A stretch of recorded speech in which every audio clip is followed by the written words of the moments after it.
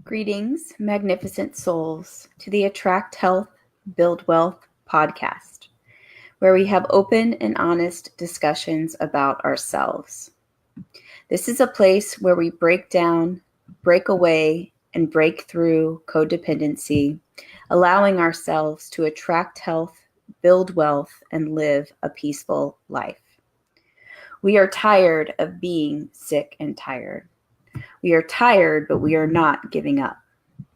We know that there is something magnificent inside of us because we are fighting daily, hourly, and by the minute, fighting ourselves, our kids, our spouses. We have to do things differently.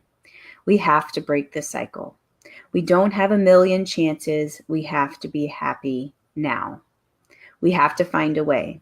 So how do we do that? How is that possible? If you look around at what society is telling you, they tell you that what we're doing is impossible. Yet it's happening every single day. It's happening through the practice and love that we call awakening the magnificent soul. We are all magnificent souls, and these are our stories of healing. Today in episode 18, I wanted to touch on two different personality types that are present typically in a codependent relationship. One of the dominant, and then the other is the submissive. But before we get into the discussion, don't forget to let me know your thoughts about this episode, any feedback you have, or anything you'd like me to cover on future podcasts at epiphanyvault.com. It is a safe place, and I would welcome the discussion. So in a typical codependent relationship, there is an interplay between the more dominant personality and the more submissive personality. Again, this is typical, but I have seen instances whereby there are two dominant people or two submissive people in a relationship. But a majority of the codependent relationships have one submissive person and one dominant person. And first, let me say that we are not getting into the sexual side of subs and doms. One, because I have no experience in this and I haven't researched it yet. And two, I do think it is a subject for another podcast. But what I do want to explore today are the dynamics of a codependent relationship and how they interplay with each other. And we will identify some characteristics for each personality. And I will give you a resource for you to research further on your own. So let's stop and think for a moment. Let's think about your household or your family of origin. Can you recall a more dominant, overruling personality or one that was more acquiescing or submissive? I can, when I stop and think of it, I can definitely think of that relationship. Absolutely, totally. My house was like a my house, my rules type of environment. And I often heard, do as I say, not as I do, from the dominant. And in hindsight, I can see now that our whole family personality, really, our reactions, our emotions would sway and swing with the mood of the dominant person. I saw the dominant personality in my house not have to live up to the same rules and morals in which we were held accountable. And more so, I saw the submissive personality being kind of a doormat with little boundaries and say in the situation.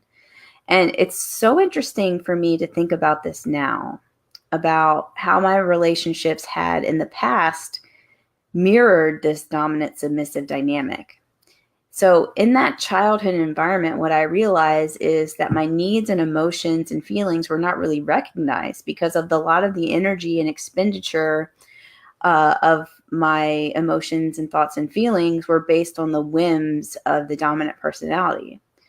So how confusing, that must have been as a child. So when I spent so much time and energy floating with the whims and the emotions of the dominant in the family, my personal power and in turn, my self-worth and self-love was diminished and really not encouraged to develop and grow. And so what happened is in my adult days, it's been hard right now, or previously, not really now, but previously as an adult, hard to distinguish between love and power. And if someone exerts power over me, does that mean they love me? No. And that's wrong. That's not a wrong feeling, but that's an unhealthy feeling. And obviously, I am the more submissive personality, but it also works the other way as well. More dominant personalities develop in childhood when a child sees that power equals love. So, to feel safe and secure, they learn to dominate and exercise power over others. And that's how a dominant personality develops as well. So, many times for dominant personalities, vulnerability will equal weakness. And the need and want to control really stems from a lack of encouragement of healthy emotional development in childhood. So when submissive and dominant types get together, they're only perpetuating the example they were given as children. The submissive equates love with overcaring, while the dominant equates love with power and the ability to control. And obviously, this relationship becomes so toxic that these personalities feed off of each other. Submissives are typically empathetic.